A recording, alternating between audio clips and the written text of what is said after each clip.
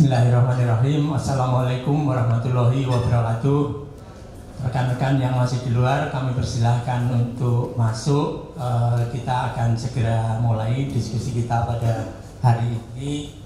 Akan mengambil tema tentang Perpres nomor 20 tentang tenaga kerja asing. Judul diskusi kita adalah kepastian izin tenaga kerja asing dan perbaikan iklim investasi di Indonesia, dan sudah hadir para narasumber yang akan kita segera panggil ke depan. Kita tahu masalah tenaga kerja asing ini sudah berbulan-bulan bahkan bertahun-tahun selalu menjadi pembicaraan kita, dan terakhir setelah Perpres keluar itu juga menjadi perbincangan hangat dari para warga kita. Nah, kita akan mencoba kali ini untuk memberikan kejelasan sesungguhnya apa latar belakang Perpres ini dan bagaimana ke depan yang diharapkan setting dari tenaga kerja asing di Indonesia. Baik rekan-rekan, kami persilahkan yang masih di luar masuk, dan saya panggil para narasumber kita. Yang pertama saya minta hadir Pak Asep Kurnia. Ya, Pak Asep Kurnia adalah staf ahli bidang ekonomi Kementerian Hukum dan HAM RI. Ini profilnya beliau sarjana hukum dari Universitas Islam Jakarta. Silakan Pak Asep, ya, di ujung. Karirnya dari awal di Kementerian Hukum dan HAM. Ya, selanjutnya saya minta untuk hadir juga ke depan Bapak Thomas Trikasih Lembong. Beliau adalah Kepala Badan BKPM, Badan Koordinasi Penanaman Modal. Silakan, selamat datang Pak Thomas. Pak Tom ini biasa dipanggil. Ya, ini beliau besar di Jakarta. S1-nya Arsitektur dan Tata Kelola Universitas Harvard, Amerika Serikat.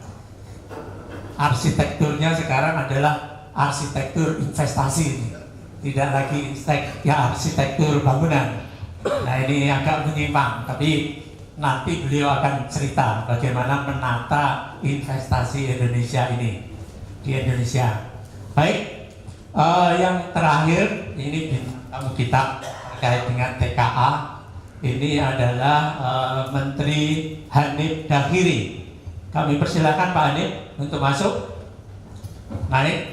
Nah, ini ya, selamat datang Pak. Kita kasih tepuk tangan kepada narasumber kita. Profilnya saya pikir tidak perlu saya bacakan. Beliau sudah cukup dikenal, juga Pak Tom juga, Pak Asep juga, dan kita diskusi kita. Selamat datang Pak Hendri Subianto. Beliau adalah staf ahli bidang hukum Kementerian Kominfo. Pak Hendri, kita akan memulai diskusi kita dengan dibuka dulu oleh Pak Hendri. Kami persilahkan untuk memberikan sepatah kata sambutan. Silakan. Assalamualaikum warahmatullahi wabarakatuh. Rabbi sholli shodri wa yassirli amri wahlul 'uqdatam min lisani yafqahu qawli. Yang terhormat Pak Menteri, Pak Hanif Dakiri, Menteri Ketenagakerjaan. Yang terhormat Pak Thomas Trikasih Lembong, Kepala Badan Koordinasi Penanaman Modal. Yang terhormat Pak Asep Kurnia, staf ahli bidang ekonomi. Juga tentu saja Pak Dwitri Waluyo sebagai moderator, serta bapak-bapak pejabat yang hadir, juga teman-teman wartawan. Alhamdulillah bisa menghadirkan orang-orang yang selama ini ditunggu-tunggu untuk memberikan klarifikasi, karena begitu banyaknya hoax terkait dengan tenaga kerja asing, begitu banyaknya hoax terkait dengan Perpres nomor 20 tahun 2018. Seakan-akan Pak Presiden itu dengan Perpres itu membiarkan rakyat yang masih banyak belum bekerja, tapi malah mengundang TKA. Nanti akan diklarifikasi oleh Pak Menteri, diklarifikasi oleh Pak Thomas Lembo. Seakan-akan kita ini sedang diserbu TKA dari Cina. Itu sudah, kalau kita mengikuti sosial media, mengikuti pemberitaan kan, itu yang terjadi. Bahwa Indonesia ini sedang dalam kondisi darurat invasi tenaga kerja asing. Sehingga sampai di televisi yang sedang talk show yang sangat terkenal pun anggota DPR juga menganggap bahwa ini Pancasila dari mana munculnya Perpres 20 tahun 2018. Nanti biar dijelaskan oleh Pak Menteri. Ini persoalan-persoalan yang sangat serius. Makanya Forum Merdeka Barat, Pak Menteri Kominfo, Pak Rudiantara dan Ibu Dirjen Bu Rosita Niken Widastuti mengangkat bersama-sama dengan Kementerian Tenaga Kerja dan juga BKPN mengangkat tema ini. Untuk apa? Untuk klarifikasi. Kami mohon teman-teman wartawan nanti sebanyak-banyaknya untuk mengklarifikasi sekaligus meluruskan hoax, meluruskan hate speech yang selama ini mewarnai sosial media kita. Silahkan nanti bertanya kepada beliau-beliau ini memang yang menguasai data dan menguasai persoalan. Sekaligus kami hanya memohon setelah Forum Merdeka Barat ini, media-media mainstream maupun juga media-media yang online itu bisa menjadi fact checkers, sekaligus meluruskan hoax yang bisa membuat bangsa ini berpikir secara keliru dan beropini secara keliru. Ini tujuan dari Forum Merdeka Barat, jadi menghadirkan narasumber yang memang paling berkompeten sekaligus yang terkait dengan isu yang paling panas. Karena kalau hoax ini kita biarkan, kalau hoax ini mewarnai cara berpikir masyarakat luas dan media membiarkannya karena menganggap bahwa hoax itu bukan urusan media-media mainstream, maka pembangunan yang selama ini kita lakukan, infrastruktur yang kita lakukan bisa kalah dengan hoax. Karena hoax itu sengaja mengelabui. Oleh karenanya kami memohon teman-teman wartawan, media-media bisa memahami, bisa mengerti bagaimana fakta-fakta yang sungguhnya dan meluruskan hoax yang ada supaya masyarakat tidak terkelabui oleh manipulasi. Karena hoax itu memang sengaja mengelabui dengan manipulasi fakta. Manipulasi fakta. Demikian saya mewakili Pak Menteri Kominfo, Pak Rudiantara, yang mohon maaf Pak Menteri, Pak Rudiantara nggak bisa hadir, masih di Washington ini. Sama Bu Niken juga masih di Washington, sehingga ya mau tidak mau adanya cuma staf ahli Pak, mohon maaf Pak. Demikian, karena Pak Hanif ini dari NU, saya tutup dengan wallahu wafiq ila aqwamit thoriq wabillahi taufiq walhidayah. Wassalamualaikum warahmatullahi wabarakatuh. Campuran itu NU sama Muhammadiyah. Baik, kita kasih aplaus kepada diskusi kita nanti akan berurutan ini. Kita mulai dari Pak Hanif dulu untuk memaparkan, membeberkan apa itu Perpres dan bagaimana atau latar belakangnya Perpres ini dihadirkan dan kedepannya akan seperti apa pemetaan tenaga kerja asing yang ada di sini. Dan berikutnya nanti Pak Asep Kurnia akan memperjelas lagi bagaimana perizinan terhadap tenaga kerja asing itu diberikan dan juga tentu saja pengawasannya akan seperti apa. Dan terakhir ini dampak dari Perpres ini, karena Pak Presiden berkali-kali mengingatkan bahwa investasi itu akan masuk, akan makin tinggi dan ujungnya adalah untuk kesejahteraan kita. Pak Presiden menyatakan prioritasnya itu adalah nasional, kepentingan nasional. Jadi mau tidak mau Perpres ini juga untuk kepentingan nasional kita, dan itu akan dihasilkan lewat investasi yang semakin membesar dan semakin banyak, baik itu dari luar maupun dari dalam negeri. Jadi nanti gongnya di Pak Thomas yang akan menceritakan bagaimana efek dari investasi yang ada di Indonesia. Baik, kesempatan pertama segera saya sampaikan kepada Pak Hanif untuk mengisi diskusi kita hari ini. Mohon waktunya Pak, kita punya waktu Pak Hanif 15 menit saja. Ya, nanti kita akan buka termin diskusi yang lebih luas lagi karena forum ini semuanya wartawan. Ya, kami persilakan Pak Hanif.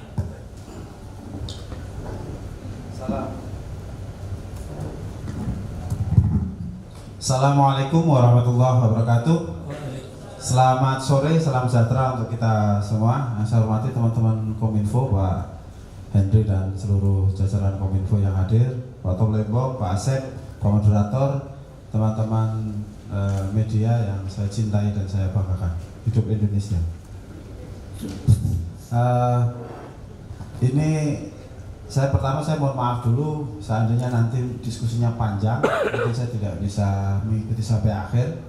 Tapi saya bawa juga dirjen saya, silahkan berdiri. Itu Pak Maruli Sitompul, Maruli Hasuluan.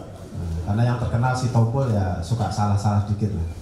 Maruli Hasuluan, ini beliau adalah dirjen pembinaan penempatan tenaga kerja dan perluasan kesempatan kerja di Kementerian Ketenagakerjaan.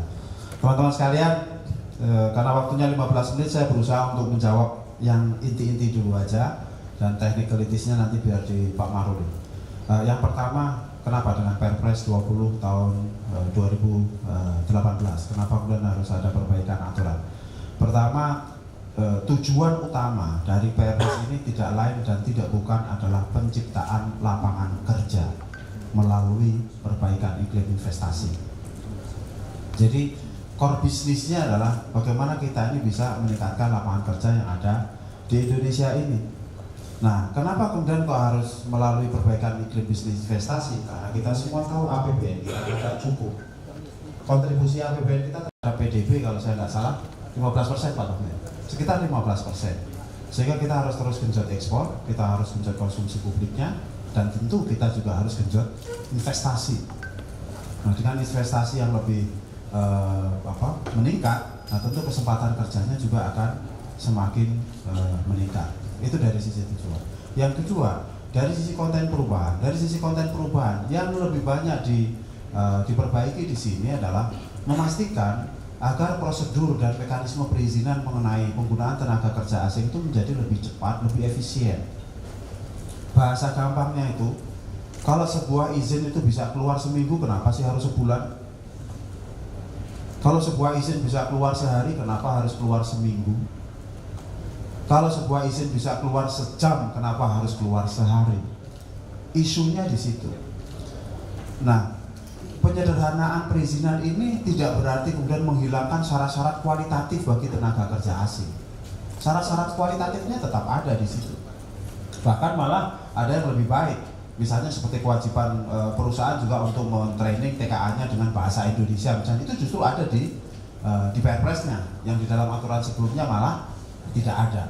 Jadi syarat-syarat kualitatifnya tetap ada. Syarat kualitatif misalnya TKA yang masuk harus tetap dari sisi pendidikan, syarat kompetensi, mereka hanya boleh menduduki jabatan-jabatan tertentu, terus kemudian mereka harus bayar dana kompensasi, waktunya juga harus tertentu, mereka tidak seumur hidup berada di Indonesia. Nah, jadi syarat kualitatifnya ada, cuma prosedur dan mekanisme perizinannya ini yang kemudian diperbaiki melalui Perpres ini, yang tujuannya adalah untuk memastikan bekerjanya apa yang disebut sebagai single submission sistem yang dikoordinasikan oleh Pak Tom di BKPN. Nah, sehingga semuanya terintegrasi menjadi lebih cepat. Saya kasih analogi.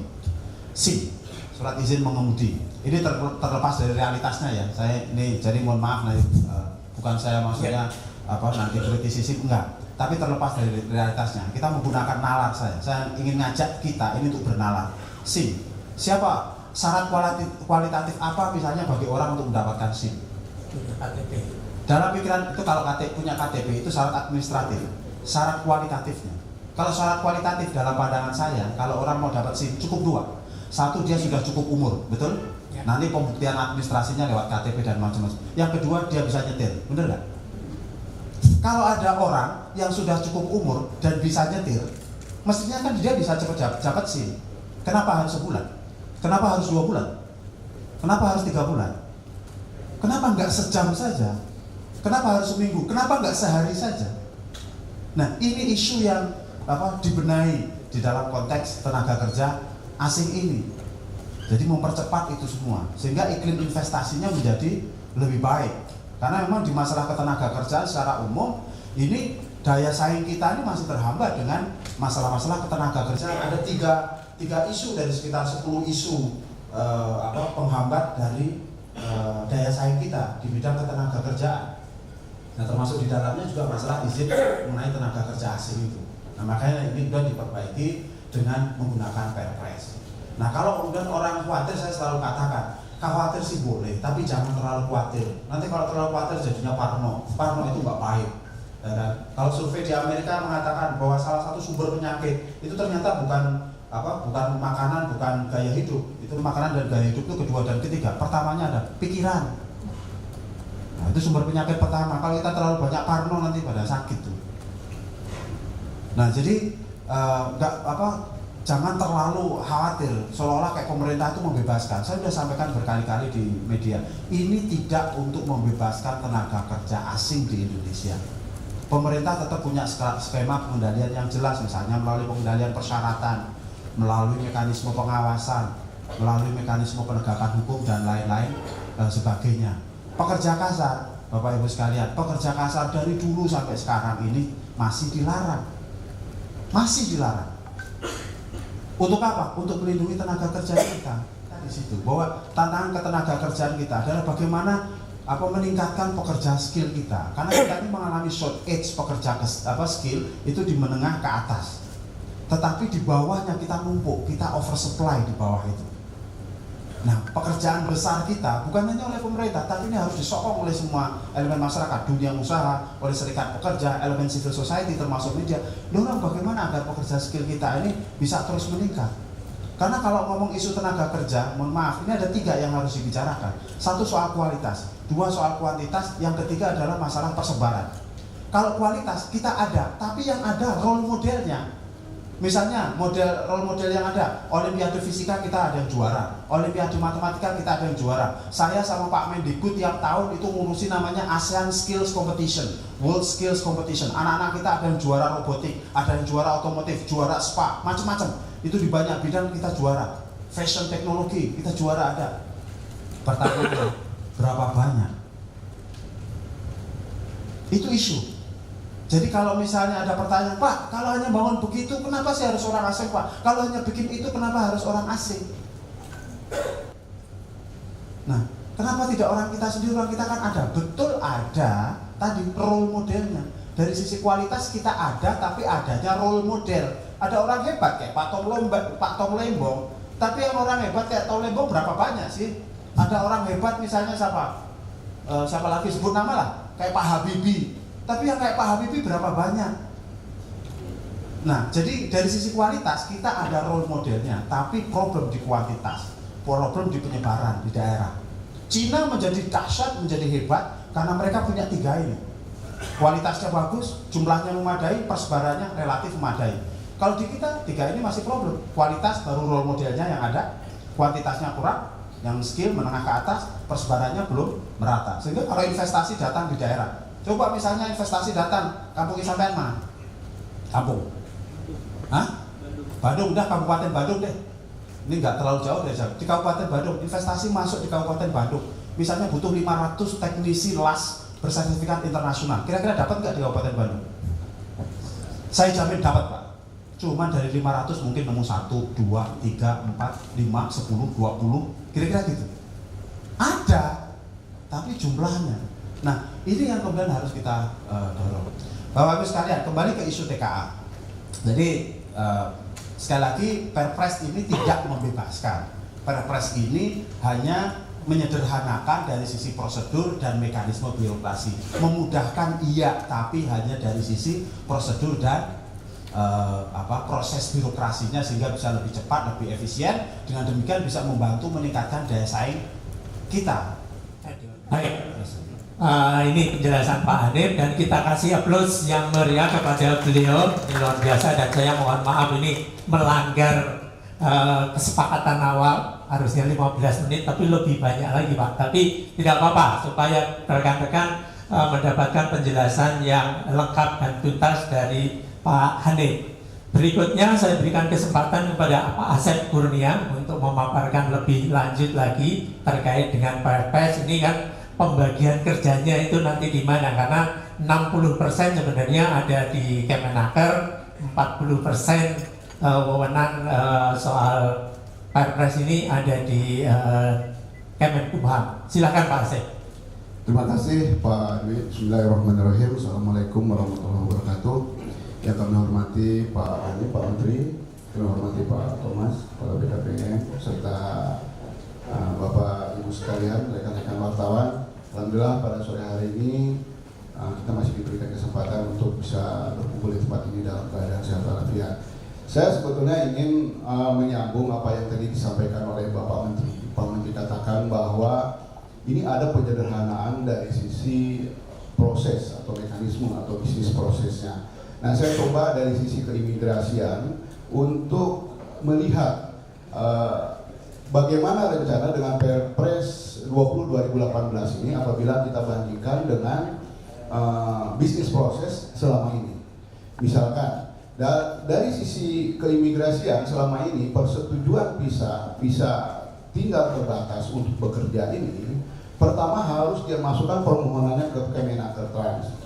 Lalu ada rekomendasinya di imigrasi juga harus dimasukkan permohonan. Jadi di sini ada 2 permohonan yang masuk.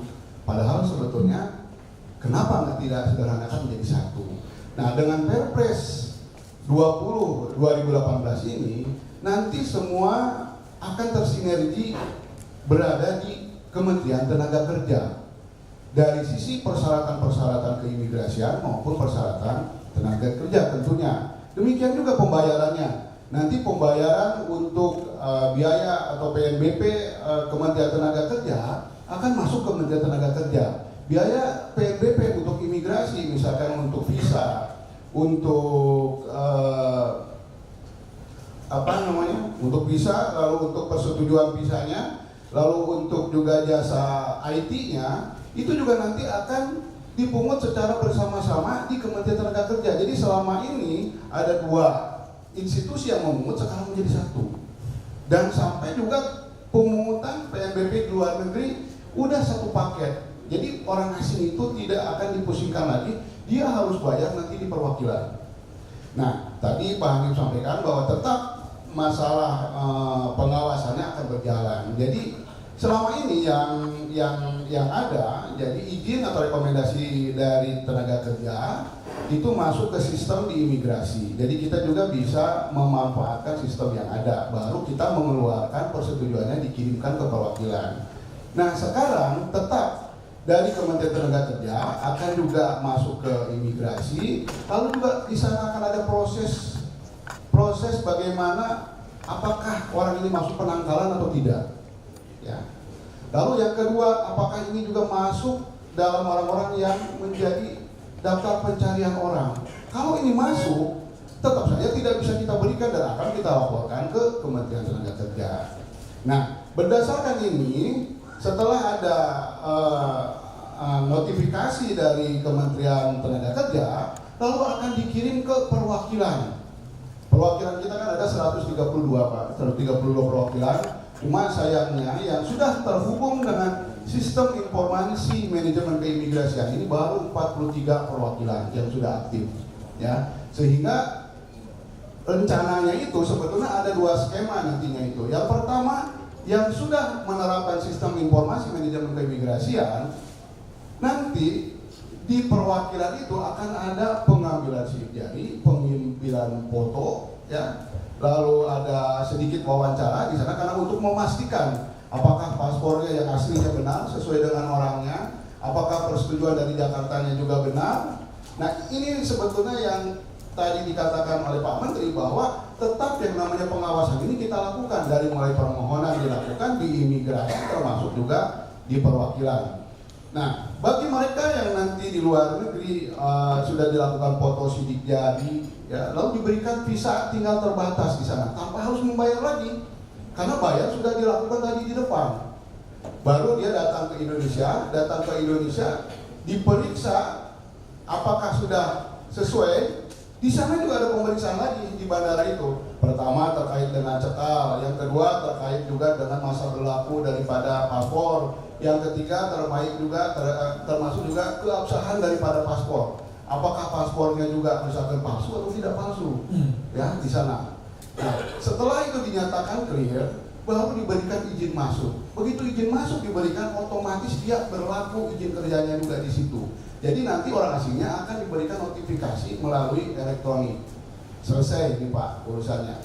Nah, yang skema yang kedua bagi perwakilan yang belum terhubung dengan sistem informasi manajemen keimigrasian, dari Ditjen Imigrasi akan dikirimkan kawat kepada perwakilan-perwakilan itu. Mereka tidak melakukan foto, tidak melakukan sidik jari, tidak juga melakukan wawancara. Mereka langsung bisa ke Jakarta, hanya diberikan visa saja di perwakilan tersebut, dan itu pun tidak dipungut biaya di sana. Berangkat dia ke Indonesia, di Indonesia nanti akan kita siapkan. Ya, di situ konter khusus, mungkin juga kalau udah cukup banyak juga ada mungkin ruangan khusus. Mohon izin mungkin Pak Menteri nanti ini juga dengan Angkasa Pura II kita harus bisa berkomunikasi, karena kalau misalnya tenaga kerjanya cukup banyak juga ini kan jangan sampai antriannya juga banyak, ini akan menjadi permasalahan baru seperti itu. Jadi nanti juga mohon dukungannya untuk Angkasa Pura ini supaya juga bisa menyediakan terutama semacam holding atau semacam ruangan yang mungkin nanti bisa dipergunakan untuk melakukan foto, sidik jari, juga pemeriksaan lainnya. Setelah itu diperiksa, diberi tanda masuk. Begitu selesai tanda masuk diberikan, udah dia akan juga mendapatkan notifikasi tenaga kerja. Ini sama saja seperti yang tadi Pak. Inilah sebetulnya penyederhanaan, dan bagi imigrasi ini sangat membantu Pak. Karena apa? Tadi di Kementerian Tenaga Kerja sudah semuanya dilakukan di sana, termasuk pembayaran PNBP-nya melalui Simponi. Jadi nanti tetap di dalam pengaturannya berkaitan dengan PNBP Kemenaker akan larinya ke Kemenaker. PNBP misalkan terkait imigrasi, ini juga akan larinya ke imigrasi, karena kode billingnya yang diberikan juga adalah untuk imigrasi. Jadi sebetulnya ini lebih menyederhanakan dan lebih simpel bagi kami dari sisi keimigrasian Pak, seperti itu. Nah, ini terkait dengan Perpres 2018 dari sisi bisnis prosesnya Pak, gitu Pak. Mungkin itu Pak. Kalau terkait dengan kesiapan dari imigrasi, karena akan ada perwakilan di luar negeri untuk melayani para TKA yang berproses di luar negeri. Nah, ini sejauh mana kesiapan imigrasi? Baik, terima kasih Pak Dwi. Jadi ini juga kita harus bekerja sama dengan Kementerian Luar Negeri. Ya. Kementerian Luar Negeri biasanya kita juga bisa kita suka melakukan telekonferensi Pak, atau video conference dengan beberapa perwakilan. Jadi nanti kita akan melakukan sosialisasi kepada mereka. Makanya tadi saya katakan, kalau yang sudah terhubung dengan sistem informasi manajemen keimigrasian bisa kita lakukan. Nah, ini yang belum terhubung dengan sistem informasi manajemen keimigrasian, inilah yang harus kita lebih sosialisasikan, utamanya dalam penerimaan negara bukan pajak Pak, yang selama ini berbayar di perwakilan itu sekarang menjadi tidak berbayar karena semua dibayarkan di depan di Kementerian Tenaga Kerja dan Transmigrasi, seperti itu. Artinya ini masih menjadi PR bagi Kemenkumham untuk menyelesaikan itu semua ya Pak? Betul Pak, jadi ada beberapa PR misalkan terkait dengan regulasinya Pak dalam bentuk Permenkumham. Jadi yang selama ini misalkan waktu penyelesaiannya ada 3 hari, kita sekarang 2 hari semua Pak, itu dituangkan di dalam peraturan menteri. Lalu terkait dengan SOP-nya juga kita akan melakukan perbaikan-perbaikan dalam bentuk peraturan menteri Pak, seperti itu. Baik, sebagai penjaga palang pintu tenaga kerja asing atau warga negara asing yang masuk ke Indonesia, ini sebenarnya seberapa besar sih Pak orang asing itu masuk di negara kita, baik itu sebagai TKA maupun non TKA, terutama turis? Silakan. Ya, baik, terima kasih Pak Dwi. Ini juga supaya nggak salah saya coba lihat saja Pak. Jadi data kedatangan orang asing ke Indonesia ini yang kedatangan tahun 2014 itu 8,8 juta yang datang ya. Sedangkan yang berangkat itu 8,9 ya, 8,9 juta. Lalu tahun 2015 yang datang ini 9,3 juta. Nah yang kembali berangkat itu 9,3 juga sama. 2016 yang datang itu 9,7 juta, yang berangkat dari Indonesia itu 9,7 juga sama. 2017 yang datang ke Indonesia orang asing ini 11,1, dan yang berangkat dari Indonesia 11,0 Pak. Jadi hampir 11.076.000.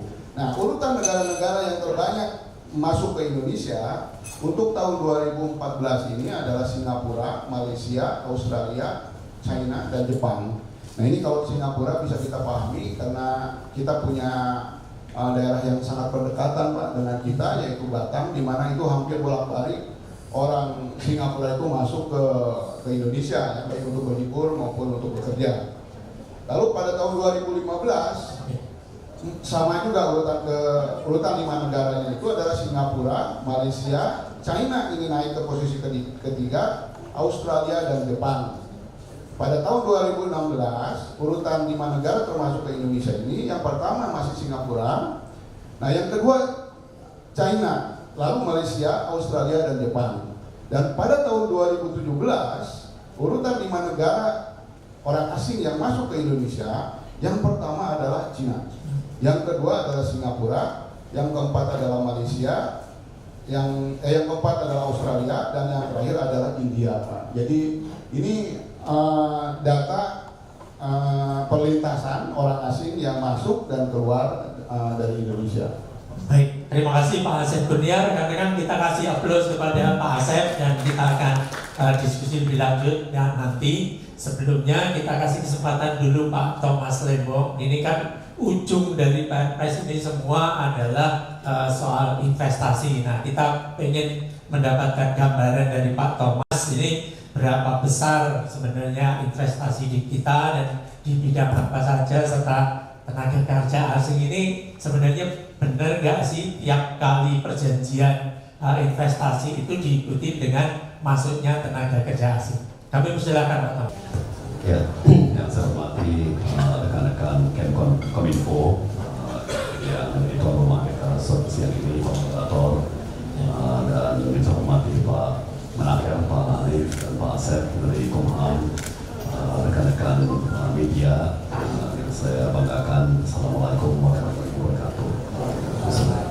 Jadi pertama, saya mau membenarkan yang disampaikan Pak Menaker tadi dan juga yang disampaikan secara publik oleh Pak Mensesnek. Perpres yang baru terbit mengenai izin TKA ini sepenuhnya ke arah penyederhanaan perizinan. Ya, maaf Pak Moderator, saya mesti agak tadi Bapak bilang pelonggaran. Ya, sebetulnya tidak ada pelonggaran sama sekali. Ya, jadi saya kira penting untuk membicarakan ini dengan sedikit presisi.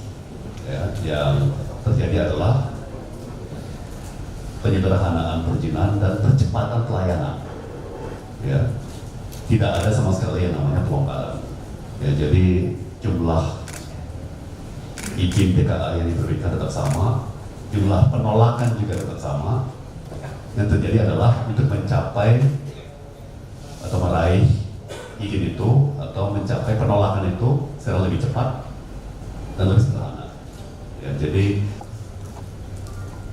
pungli dalam berbagai bentuk, ya, baik dalam proses penyelesaian prosedur perizinan, ya, maupun menjadi alasan pemerasan di daerah. Nah, ini yang kita tidak inginkan, ya. Kita tidak mau ada pungli, kita tidak mau ini dijadikan alasan untuk pemerasan, ya. Atau pakai istilahnya Pak Presiden, iya, tidak. Tapi investor itu jangan diputar-putar. Ya, berminggu-minggu, berbulan-bulan diputar-putar, di pingpong, kiri kanan, atas bawah, berujung kepada pungli atau berujung kepada pemerasan oleh aparat. Itu yang sangat buruk untuk citra Indonesia di mata dunia, citra Indonesia di mata investor. Ini terkait dengan persoalan kemudahan berbisnis ya Pak. Persis. Iya. Persis. Jadi syarat-syarat untuk mendapat izin pakai TKA tetap ketat. Ya, apalagi ini dari sudut pandang saya yang sudah bekerja di banyak negara lain. Ya, saya bisa menyampaikan bahwa rejim Indonesia masih salah satu yang paling ketat dan restriktif di dunia.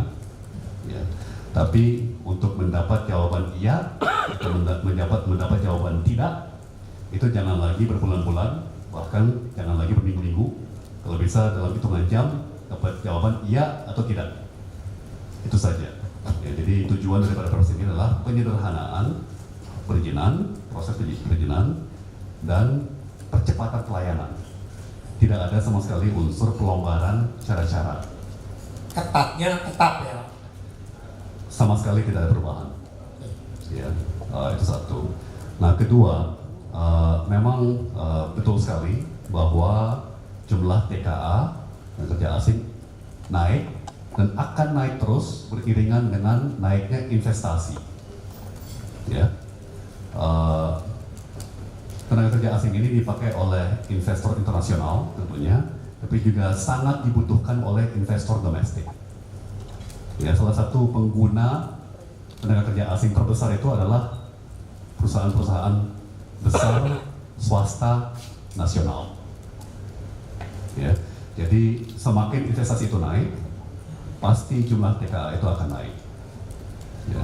Dan benar yang Pak Menaker sampaikan, saya kira itu sangat bisa dimaklumi. Ya. Apalagi untuk investor internasional.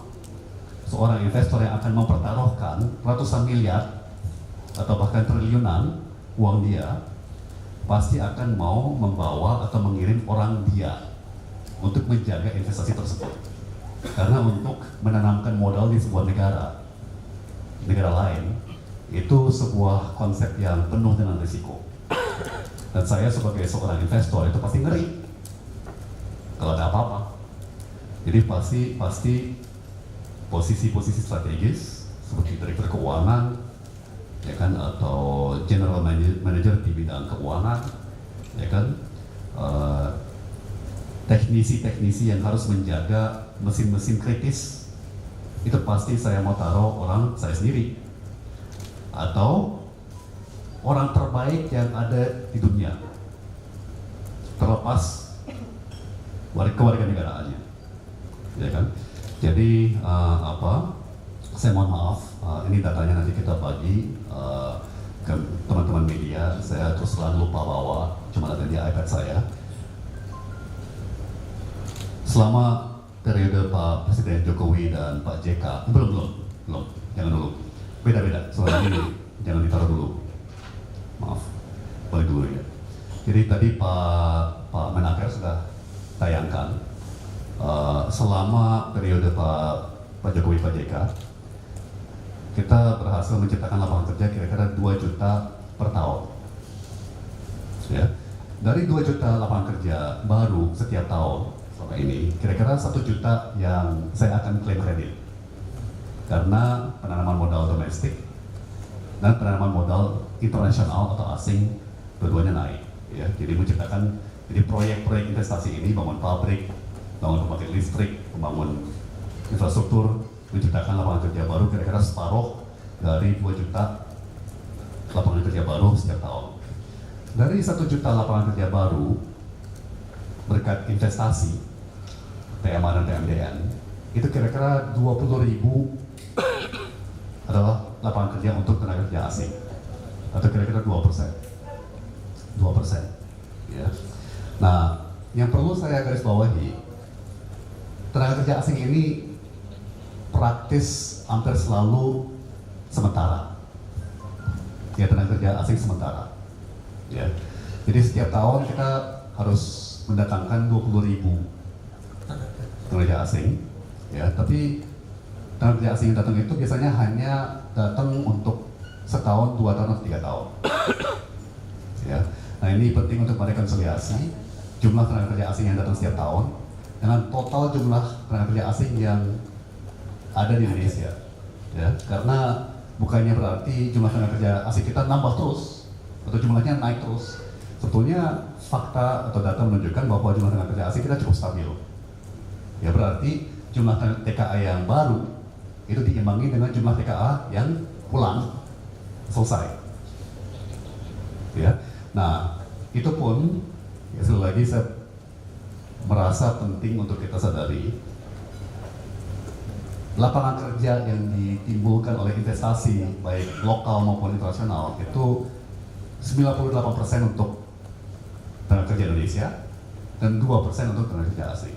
Itu dari sisi lapangan kerja baru setiap tahun. Ya. Nah, sekarang lalu nanti tabelnya apa angka-angkanya dari BKPM kita bagi ke teman-teman media yang saya uraikan tadi. Angka ini berlaku untuk semua negara atau khusus untuk Khusus Indonesia saja. Khusus Indonesia. Di Indonesia dari 2014, 15, 16, 17 di setiap tahun di Indonesia kita menciptakan sesuai angkanya Pak Menaker tadi 2 juta lapangan kerja baru. Ya. 1 juta itu dari investasi domestik dan internasional, dan dari 1 juta itu 20.000 atau 2% itu untuk orang asing. 980.000 itu untuk orang kita, orang Indonesia. Tapi yang ingin saya bilang dari Pak Moderator sebentar, jadi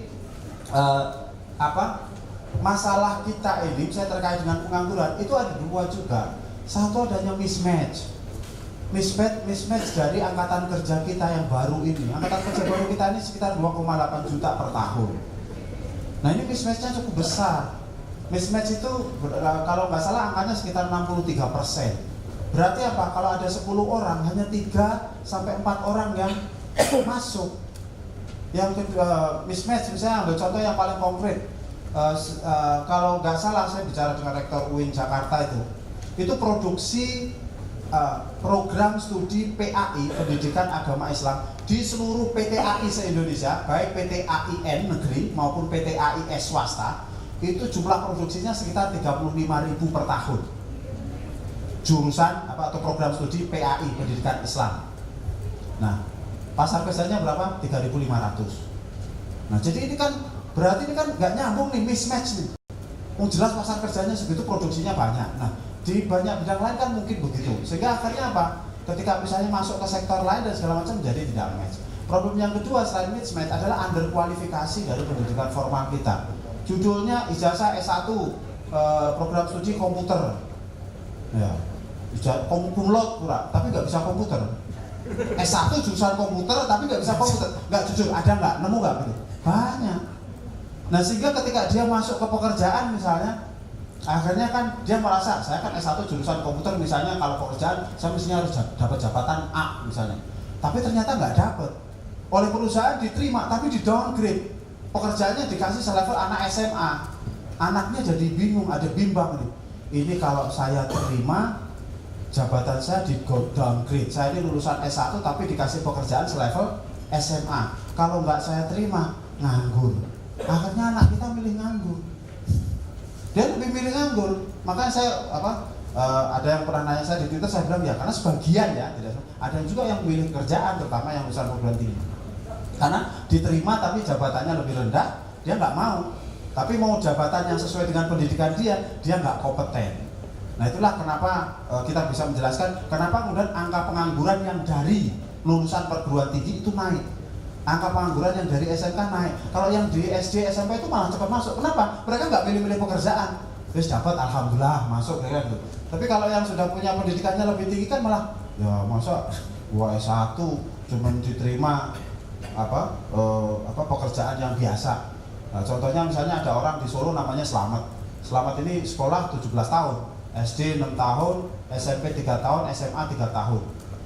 Nah, kuliah 5 tahun. Setelah S1 setelah lulus dia diterima kerja di pabrik tekstil di Jawa Tengah. Dia dibayar 1,7 juta per bulan. Upah minimum di sana kan 1,4, berarti di atas upah minimum. Slamet ini merasa, saya ini kan sarjana, masa saya dibayar segitu terus kemudian jadi staf administrasi biasa, kira-kira gitu.